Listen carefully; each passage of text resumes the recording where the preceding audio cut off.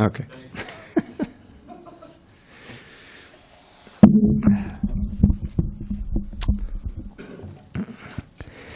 Jaya Radha Madhava Kunja Bihari.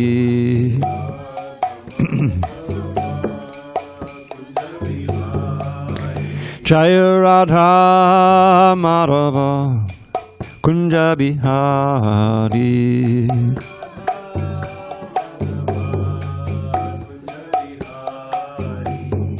Gopi Jana Vallabha Girivardhari.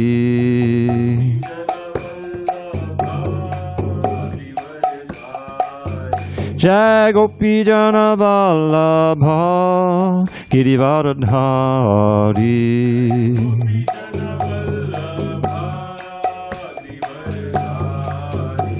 Yashodanandana Bhajana Ranjana. Yashodanandana Bhajana Ranjana. Yamuna Tira Vanachari. Jamuna Tira Vanachari.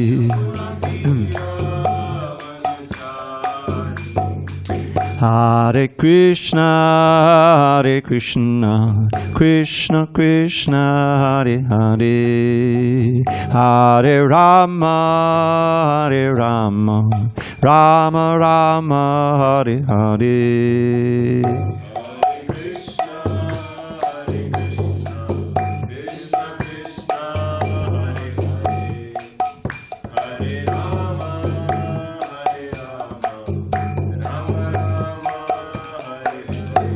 Okay, time out.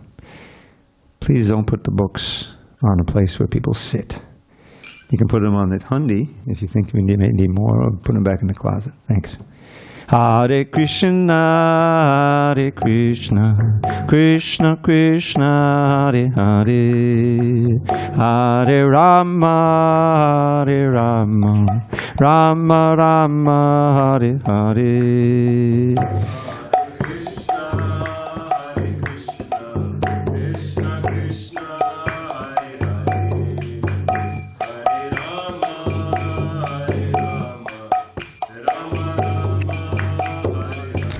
Hare Krishna, Hare Krishna, Krishna Krishna, Hare Hare, Hare Rama, Hare Rama, Rama Rama, Hare Hare. Hare Krishna, Hare Krishna, Krishna Krishna, Hare Hare, Hare Rama, Hare Ram Ram, Hare Hare. Jaya Radha Madhava Kunja Bihari.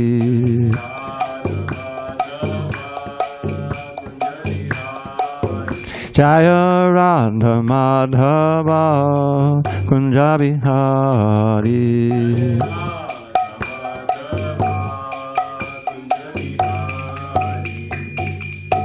Jaya Om Vishnupada Paramahansa Acharya Astotra to the Sri Srimad, His Divine Grace.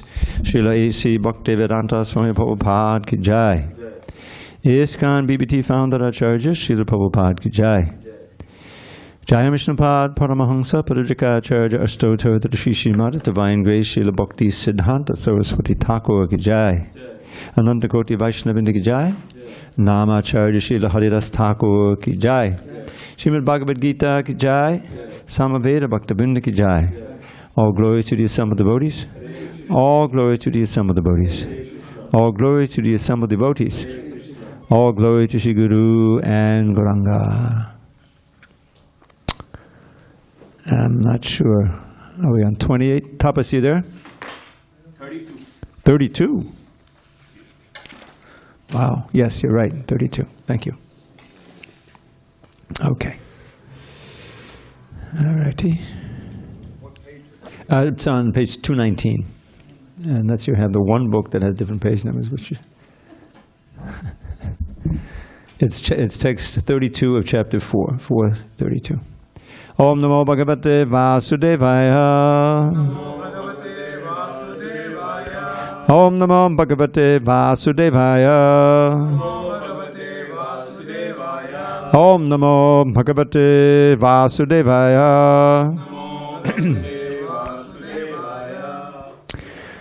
On this 29th day of June 2022 in San Diego, we're reading from Srimad Bhagavad Gita as it is, translation and commentary by His Divine Grace A.C. Bhaktivedanta Swami Prabhupada.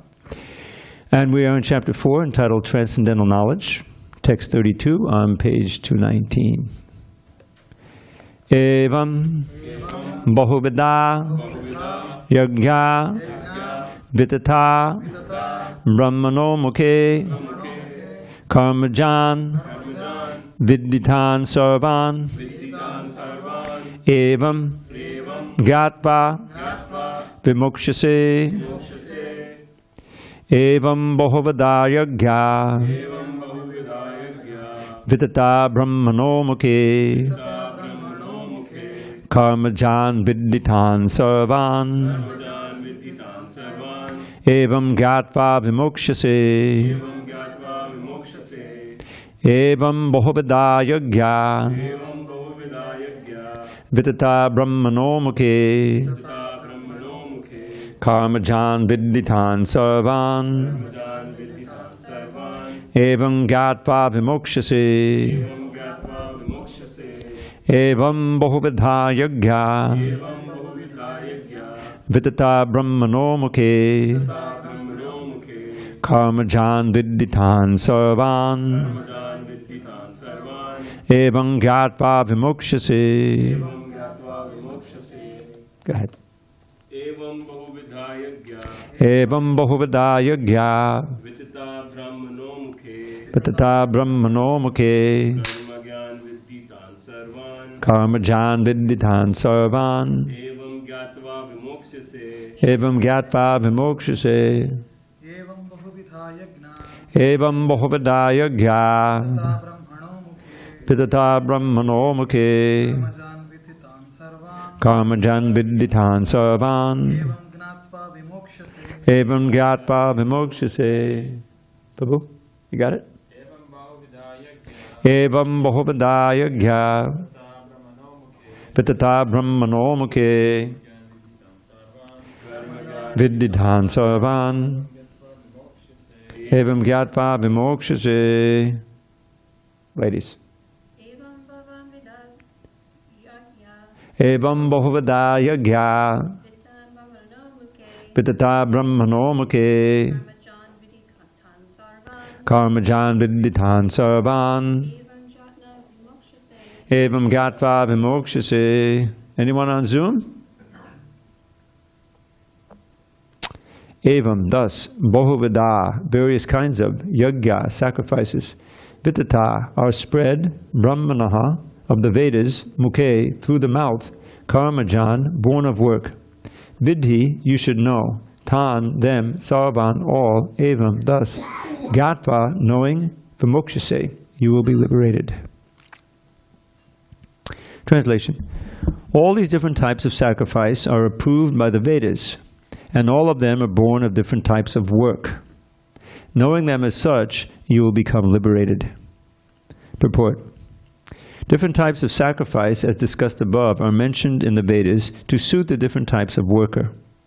Because men are so deeply absorbed in the bodily concept, these sacrifices are so arranged that one can work either with the body, with the mind, or with the intelligence. But all of them are recommended for ultimately bringing about liberation from the body. This is confirmed by the Lord herewith from His own mouth. Om Jnana Timurandasya Jnanandjana Shalakaya Chakshu Unmidatam Mena Tasmai Shri Gurave Namaha. I was born in the darkest of ignorance, but my spiritual master Srila Prabhupada opened my eyes with the torchlight of knowledge. I offer humble obeisance unto him and all members of Sri Parampara. So there's kind of a catch-22 here. Does anyone remember what a catch-22 is? Deadlock situation. Yeah, it's like there's a paradox. In other words, you try to achieve something, but in the process of doing it, you're defeating the same thing. So here Krishna says that these sacrifices, we went through several different varieties of sacrifice. sacrifices for the householders, sacrifice for the yogis, offering the breath into the outgoing, into the ingoing breath for the yogis. So Krishna is saying these are born of work. They're born of the kind of psychophysical nature you have, according to different modes of nature. And the whole purpose is to purify you of your attachment to this world. Otherwise, how is it you're going to get mukti, for moksha say? But the problem is that the very motive why people are performing the sacrifices is often material. These sacrifices, like the yogi, the yogi is performing these sacrifices, living alone, drilling the respiration, all of these things. And in the process of doing that, he's going to develop various powers. Now, they're very seductive, these powers. Can you imagine being able to get anything you want and just by reaching your hand out, Immediately when I saw that, read this was before I was a devotee, saying, oh, Fort Knox, let me see if I can get the, that's not going to help you get liberated, you see. In other words, the purification that comes, the powers that come are often very seductive. Again, I quote this verse from Lord Chaitanya. Krishna bhakta nishkama ata eva shanta. Bhukti mukti siddhi kami sakaleya shanta. That the devotees who don't want anything of this material world can actually be peaceful. You can actually attain peace. This is stressed in the second chapter. Vihaya kama nyaksarvan bhumam chadadi nikspaha niyamamolda hankara sashanti madhigachati. That's near the end of the second chapter. Krishna is summarizing verses that he gave before. Vihaya kama nyaksarvan, one who has given up all material desire, who lives free of this desire, who doesn't, free of possessiveness also, is a subcategory of desire. That person alone can be peaceful. So you can see that without a very strong spiritual process that is helping you to become detached from this world, your sacrifices and your austerities can deepen your entanglement. I really, really, really want to go to Indraloka, and you find out someone who'll teach you the process of going to Indraloka, and you take it up, and you pay your money, and you work on it. Okay, maybe I didn't get there this lifetime, but maybe next life, and so you can take birth again, more sacrifice. So that's not going to help you get liberated. Krishna says in the 9th chapter that if you go up there and you'll enjoy godly delights, the last thing you want to do is be liberated. I want to enjoy now. So you enjoy until it runs out, come down again to Martyaloka. So what we need is a sacrifice that inherently makes us detached, where vairagya comes automatically as a byproduct of it. And that's pure devotional service. And in this age, centering on the chanting of the holy name. If I was reading this, I am reading this biography of Yamuna Devi. Again, wonderful book. And she's had so much nice association with Srila Prabhupada, both in San Francisco and Montreal and in London and then in India on the tour. She had a lot of personal association. So she knew, and if you hear his lectures, you'll hear him quoting these verses, and especially when in the Bhagavatam he's actually giving lectures on the verses that are one of his favorites. From 1 to first canto, second chapter, 6th verse, the first canto, second chapter, 20 or 21st verse. It's a whole lesson in bhakti, based on hearing and chanting and ultimate purification and perfection. And a while back, I had the idea that Shukadeva Goswami and Vyasadeva, they're very, very wise, and they know that in this Kali Yuga, it's going to be hard for them to get through 18,000 verses. So we'll put everything in summary form in the second chapter. All they have to do is get through this. and it makes sense. We made a book out of it because Prabhupada spoke so often on those verses. So some of you are familiar with the teachings of Queen Kunti, the teachings of Lord Kapila Dev. These are books that were produced from sections of the Bhagavatam with Prabhupada's purport and appending excerpts from the lectures he gave on those verses. And they make very effective books. So we made a book out of that, and it's called Dharma, the Way of Transcendence. So in that section, right near the beginning of the verse says, what is real Dharma? What is Dharma in its essence? It says, Savai pungsang pado dharmo, yato bhaktir adhokshaje. Ahaitukya patayata yeyama suprasidite. Write this down. He's taking notes. So real Dharma is that which engenders bhakti to Krishna, whose name is given here as Adhokshaja, a very important name. It appears several times. It's not a name of his Vrindavan Leela or even his Dwarka Leela or Vaikuntha. What it means is that the Lord who is transcendental, meaning beyond the range of our mind and senses. Now, that's a given in any religion. You can't see God directly like that. But what does that mean? It means you have to have faith. If you're going to try to connect or worship someone or something that's beyond your ability to directly see or understand, then you have to have faith. And what is that faith? The faith is in the intermediary, the books that are telling you about that, and the persons who are teaching also. So that preliminary is a little bit of faith. That's why Rupa Goswami says, Adau Shuddha, in the beginning faith.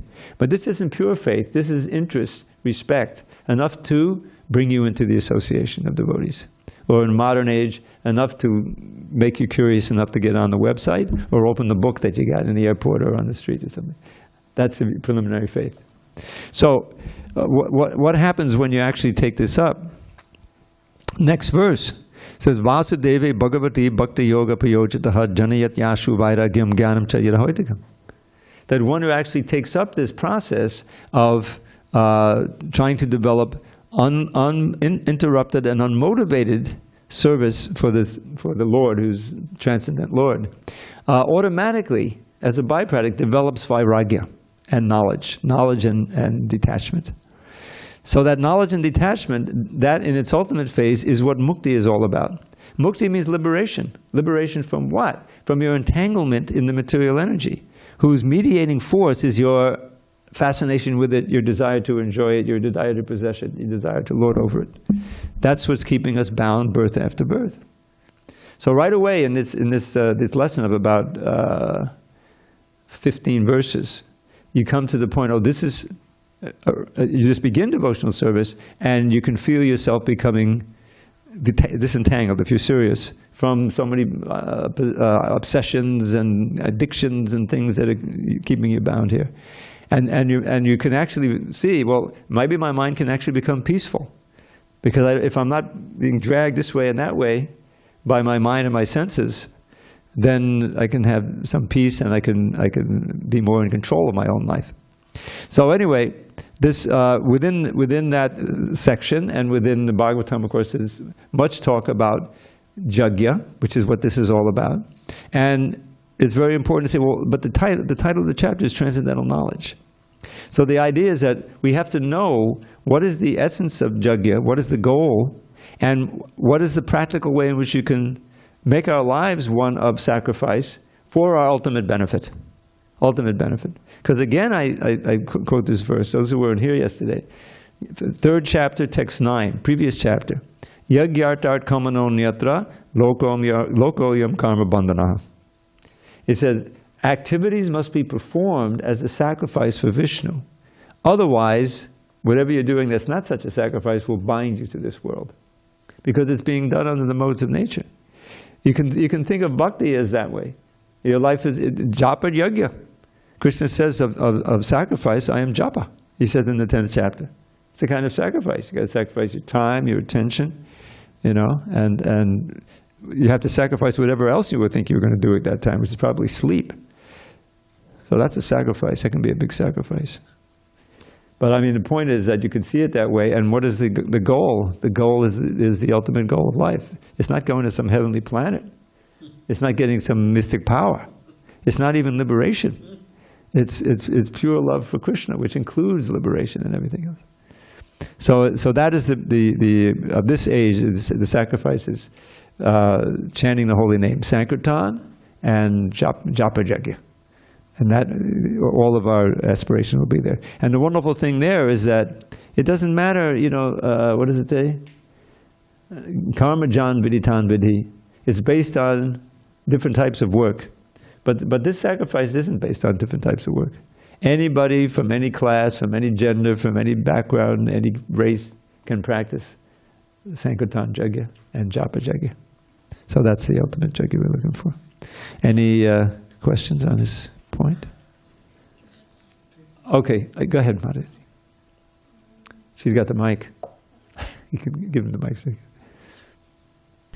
I'm pretty sure you answered this question already, but maybe you can reiterate it for me.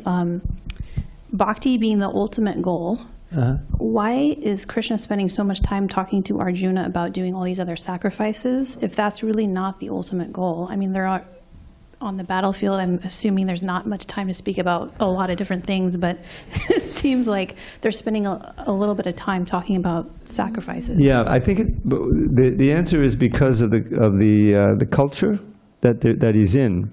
In other words, there are people who are really interested in yoga. There are others who are interested in performing elaborate sacrifices and so forth. So he's kind of bringing all of those into the realm of bhakti. Just like in the 6th chapter, he's going to talk about yoga. That's famous, meditative yoga. But Arjuna, who represents us, the Kali Yuga, I'm not speaking in the Kali Yuga, but it's the dawn of the Kali Yuga. It's coming quickly. And Arjuna says, I can't do it. My mind is just too out of control. It's like a hurricane, like trying to control a hurricane. And Krishna says, you can do it. It just takes some practice. So then Arjuna says, okay, but suppose I fail. He's not very optimistic. So ultimately, Krishna, he resolves the whole thing at the end of the chapter. He says, don't worry. Yogi nama visarvesham madgatina tadatma. The best yogi of all is one who is always thinking of me and worshiping me with great love and devotion. And that's Arjuna. So the point is that there's valuable instruction in that yoga chapter, but it's not the ultimate instruction that, okay, now we should all become yogis. I mean, we should become yogis, but not that kind of yogi. So similarly, there's a yoga ladder here. There's a whole group of people in this age, in this context, who are into different varieties of sacrifice. So he's describing different varieties of sacrifice. But ultimately, he's saying the purpose of the sacrifice is liberation. It's not to go to heaven and enjoy. It's not to, sorry.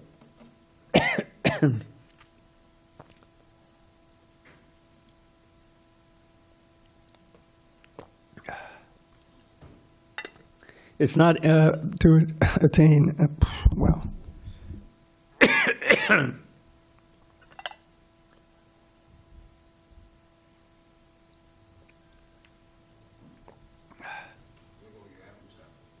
What is that? I'll try anything.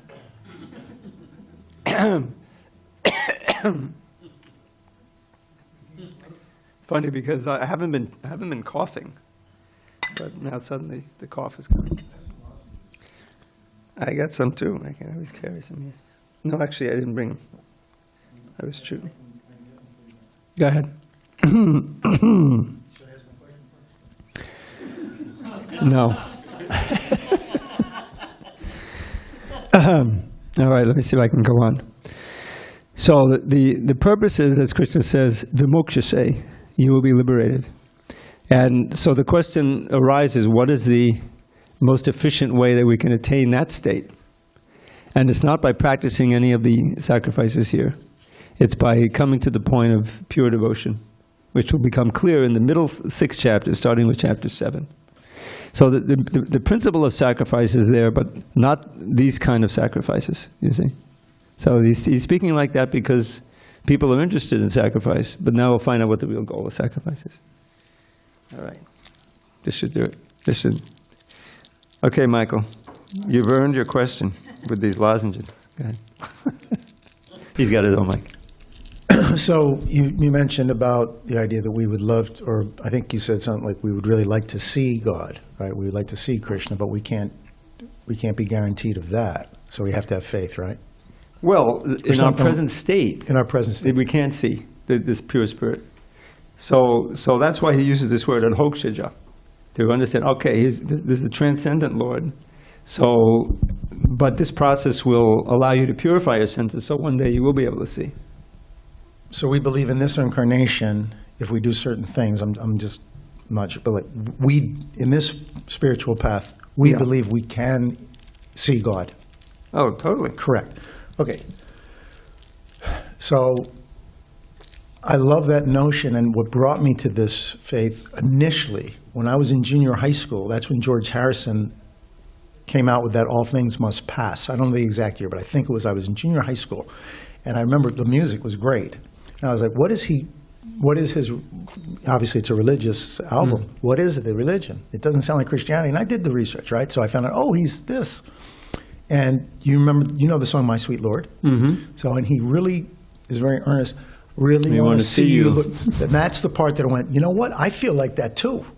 I'm not sure what he's about. I'm going to investigate, but I think I'm with whatever he's thinking about. I think a lot of people feel like that. I know I do. Mm-hmm. So then I investigated and I found out what this whole movement was about when I was, 14, 15, something like that, right? When that album came out. Well, I haven't had that, I haven't had a vision of seeing God or Krishna or anything.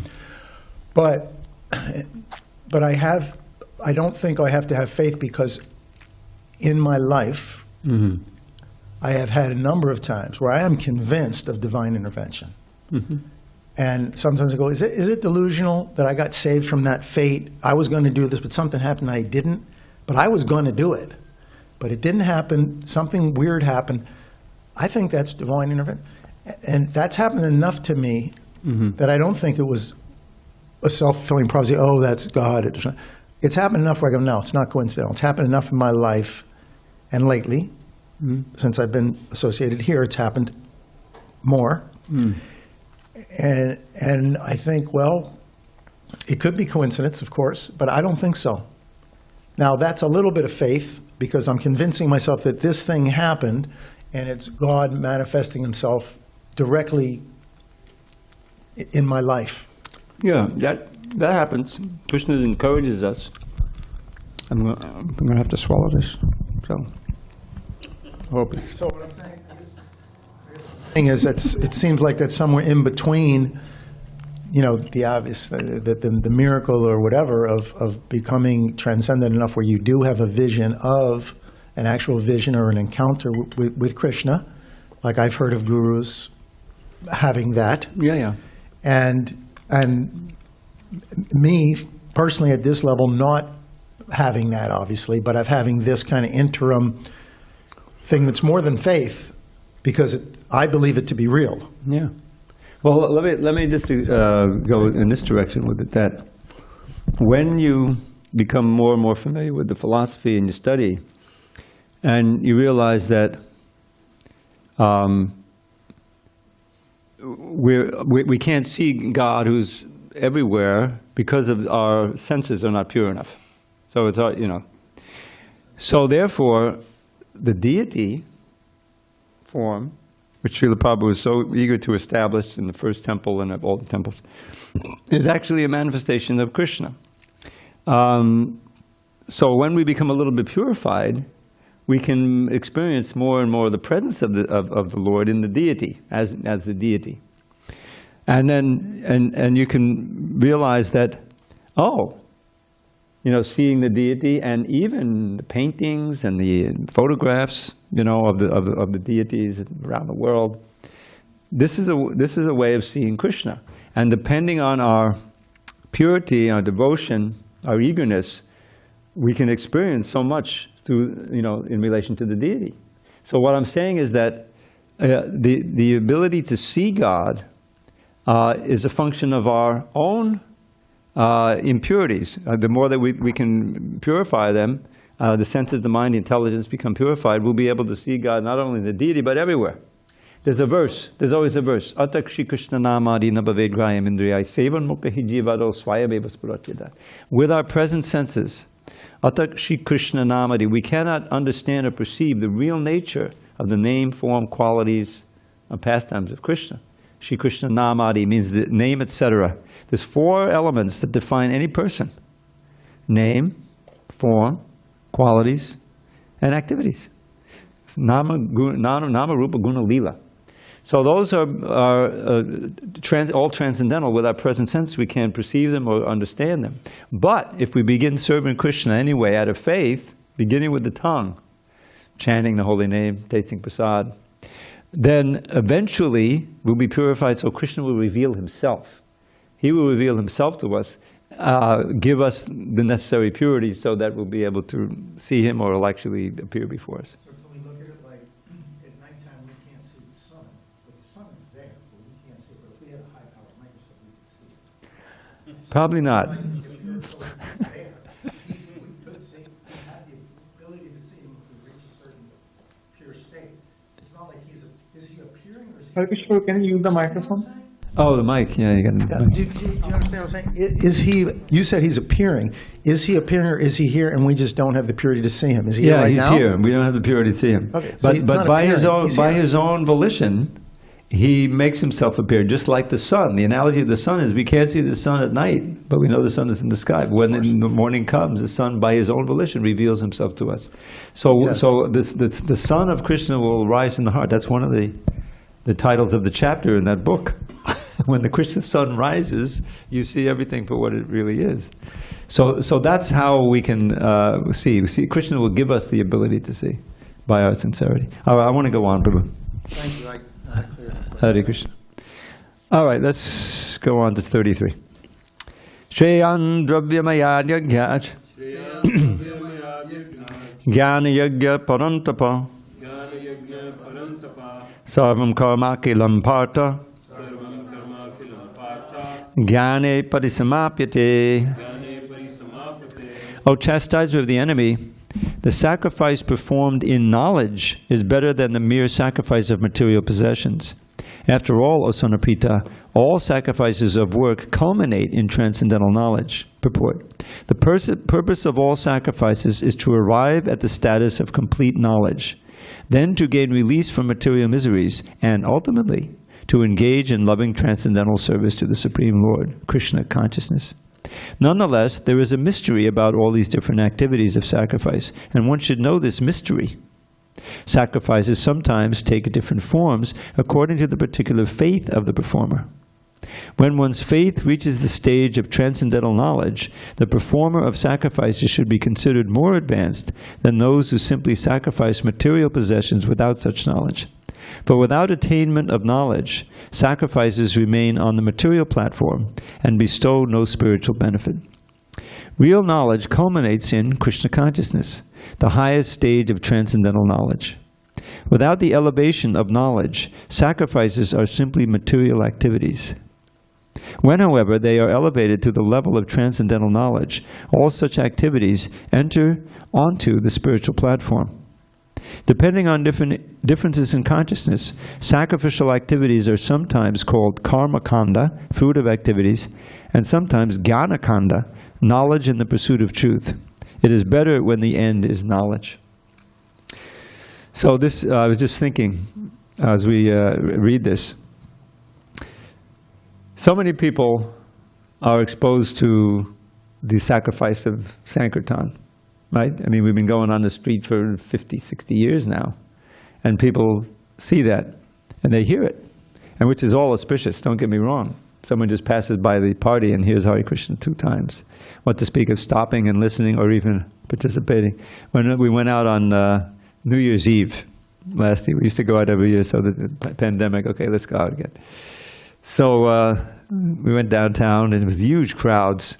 And they very reasonably blocked off the whole street, the Fifth Avenue. There was no cars allowed. So people were streaming, which was great because then we could set up. Were you there? You remember that? And we were chanting there for at least an hour or more. And people were, they were gathering. Some people were coming in and dancing. You remember that? And it was quite ecstatic, actually. So, but most of them, I don't know if any of them really had much knowledge of what it was all about, But they saw it's party time. It's New Year's Eve. Let me get involved, So they're very, very fortunate, the people who take part, listen to it. So, but devotees who are, seasoned, they know what the chanting is, they know what the name Krishna is, they know why they're doing it. and they have a background of knowledge of reading and so forth. It's a different experience. It's a different experience.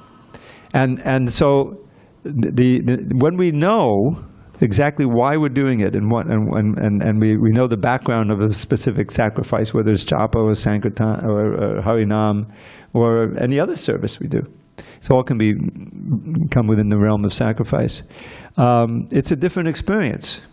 It's just like if someone is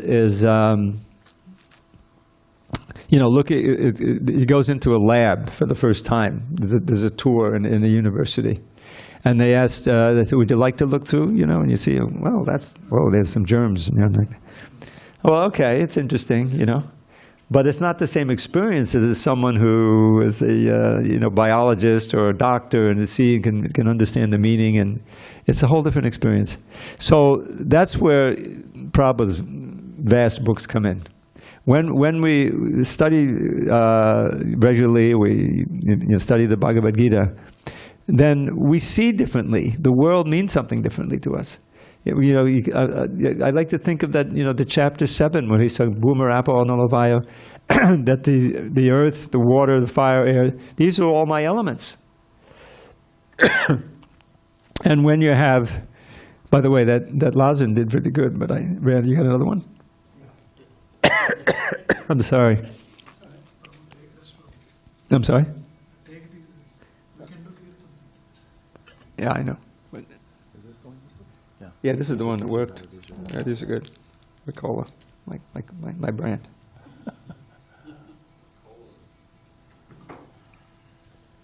You know about Ricola? I know. Yeah. So that's what Krishna is saying. He says that you begin serving with the tongue and then the other senses, and if you do it right, and you understand why you're doing it, and you're determined, then Krishna eventually from within he reveals more. After all, he's a super soul. He's in there. He's giving us knowledge, remembrance, forgetfulness. So he can give us those experiences of his presence everywhere. It's just a question of our sincerity and our service attitude. Sorry.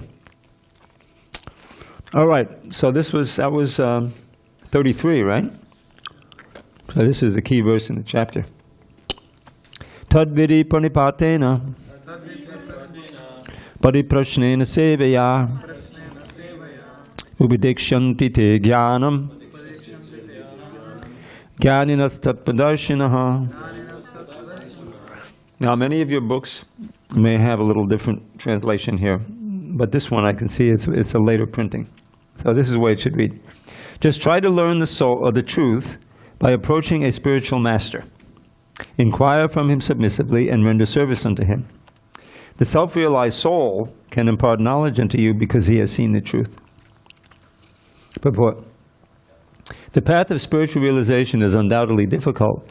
The Lord therefore advises us to approach a bona fide spiritual master in the line of disciplic succession from the Lord himself. No one can be a bona fide spiritual master without following this principle of disciplic succession. The Lord is the original spiritual master, and a person in the disciplic succession can convey the message of the Lord as it is to his disciple. No one can be spiritually realized by manufacturing his own process, as is the fashion of the foolish pretenders. The Bhagavatam 6.3.19 says, Dharmam tu sakshad bhagavat pranitam. The path of religion is directly enunciated by the Lord.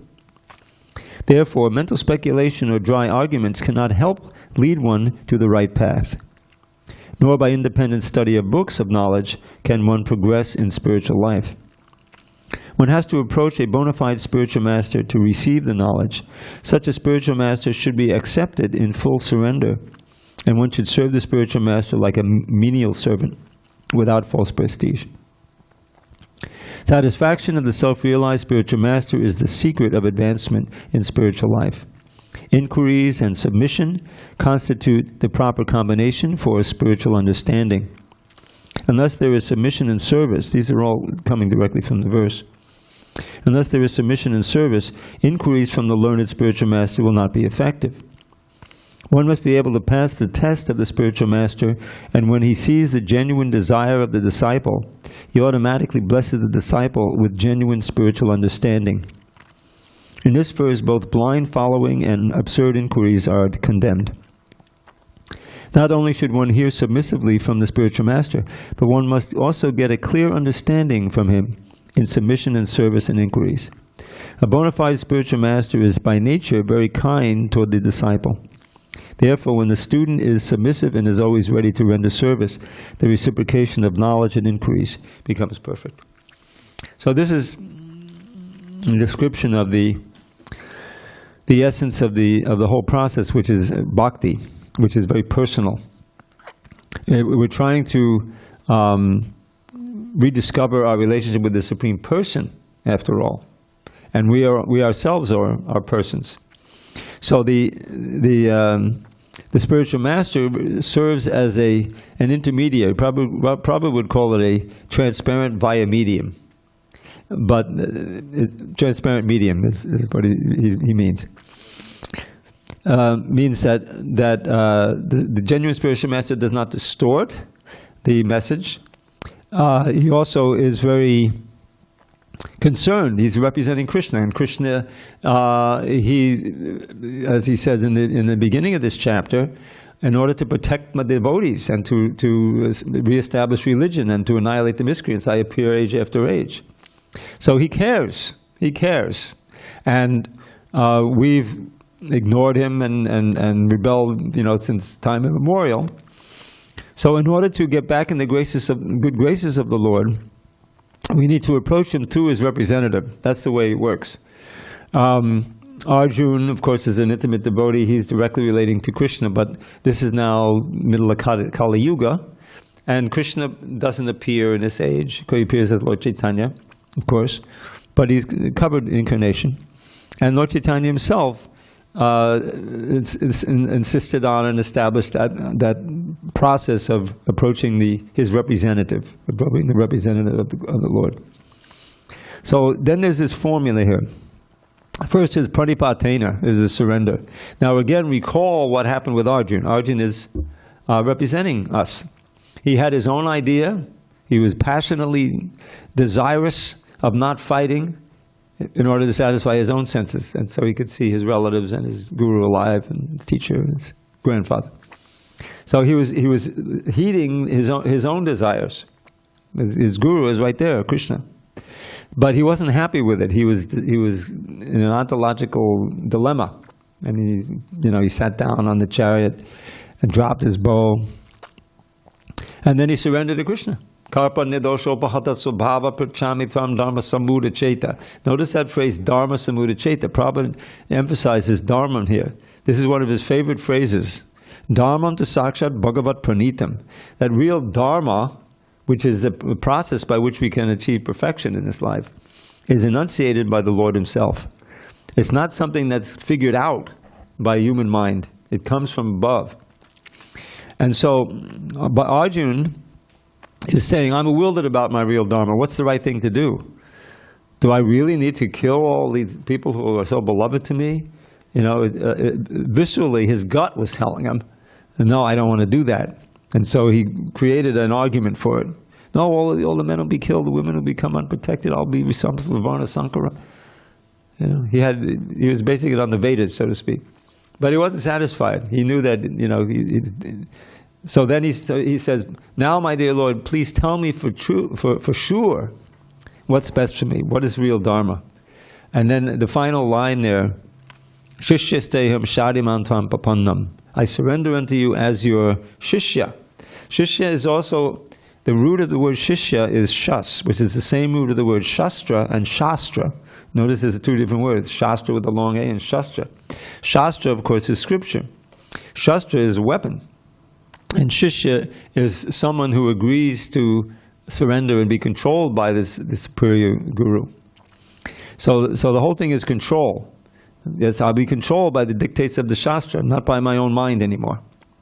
I agree to surrender unto you, whatever your desire is. You please recommend what I should do. That's the relation with the guru. And of course, the relation with the weapon is you have to surrender. but we want to do it voluntarily. So that's why this verse is so key. First, you have to go look at the end of the verse, Tattvadarshi. Someone who's talking about seeing. This is someone who's seen the absolute truth, personally. Someone who's realized, won't cheat you. And then pranipatena, surrender. Right? Pranipatena, by approaching a spiritual master. Yes, and surrendering. And pariprashnena, and inquiry, and seva. When Prabhupada came to America, he, by his personality and by the kirtans and by his mercy and compassion, he engendered that desire that they wanted to serve him. The service, and of course the inquiry was there, and more and more surrender. And the more the devotees did that, the more they experienced transcendence. The joy and the peace and the ecstasy and all of these things came naturally.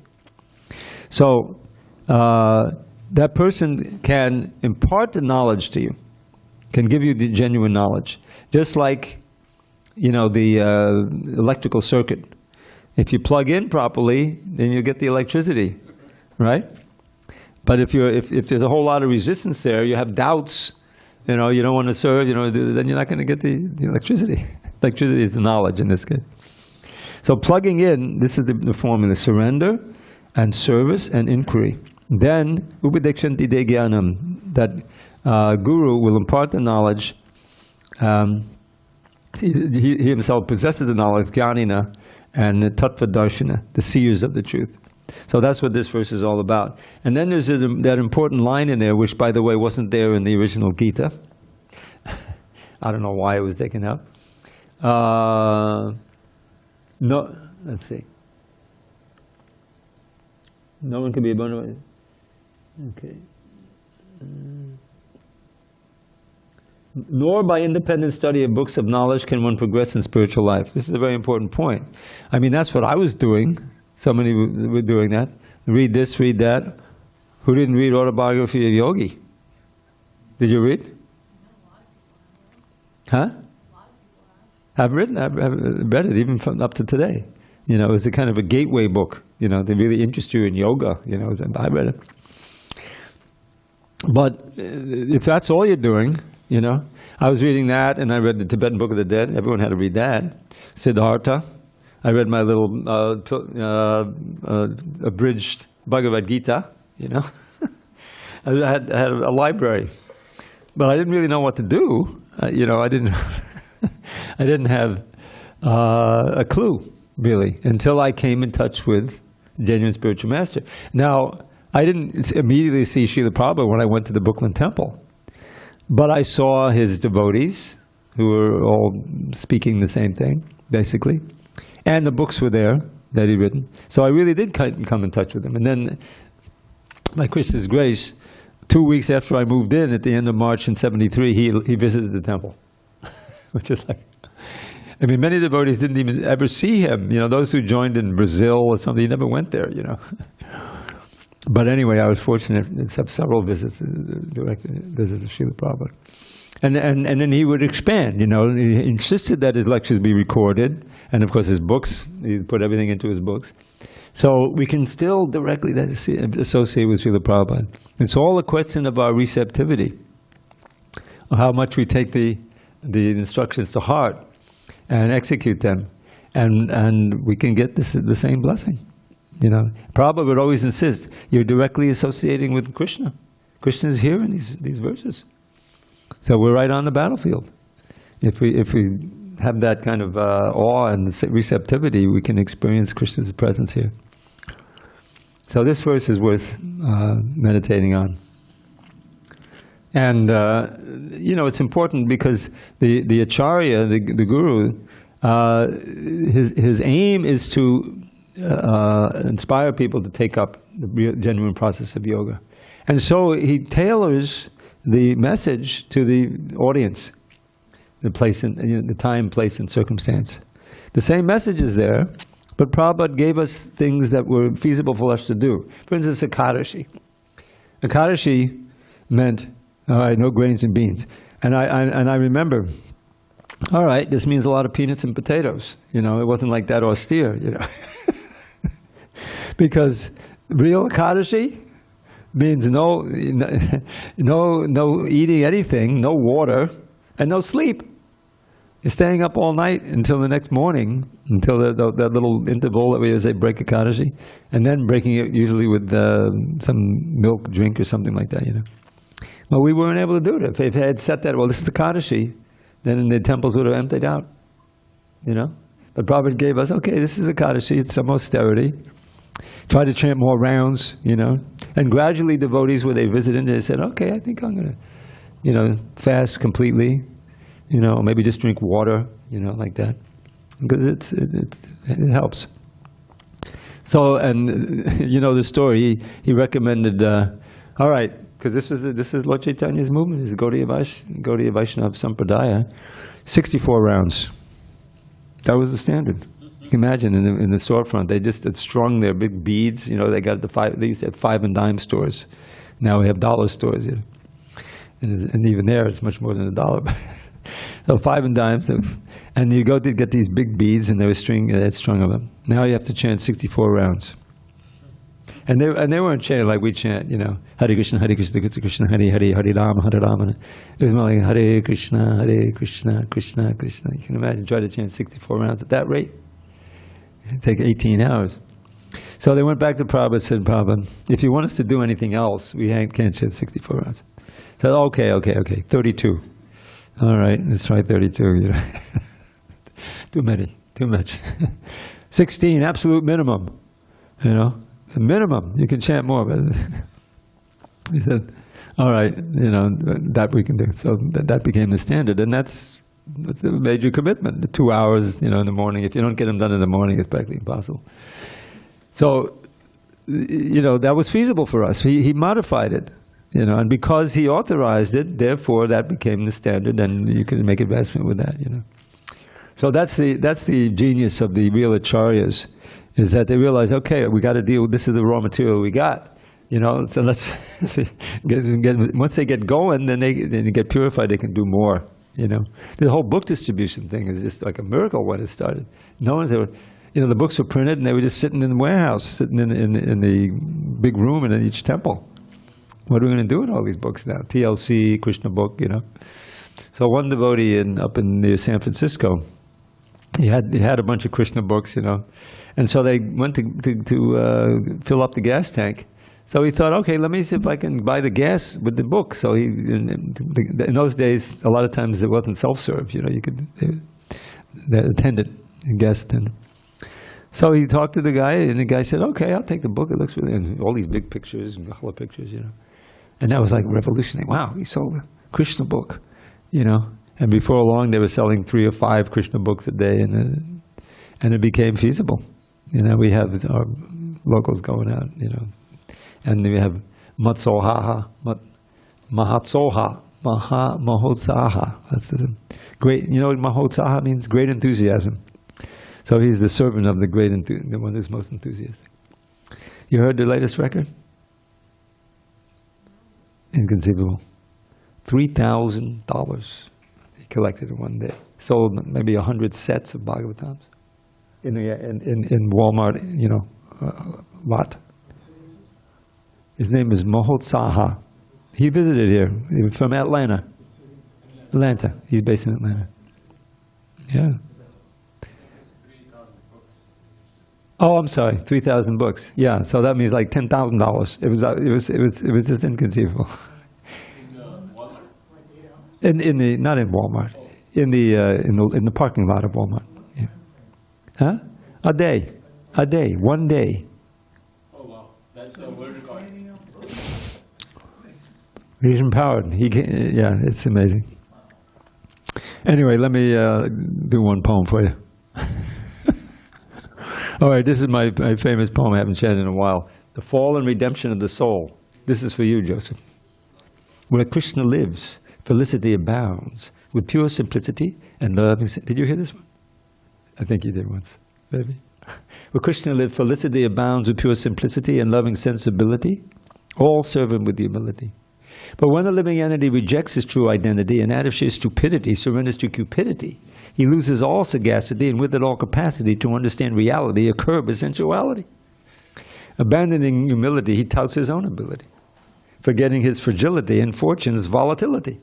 Immersed in asininity for what seems an infinity of lives devoted to piety, he suffers an anxiety till contact with God's devotee, perhaps of utmost brevity, awakens his affinity for words of the divinity. Perceiving the futility of all his imbecility, the soul regains his sanity and casts away his vanity. Endowed with new humility, he serves with all ability and growing spontaneity his guru and the deity. Regaining his identity, the wayward living entity returns to the fraternity of Krishna for eternity. There you go. No, you can't play it back. We have to go. Artik now. All glory to Srila Prabhupada.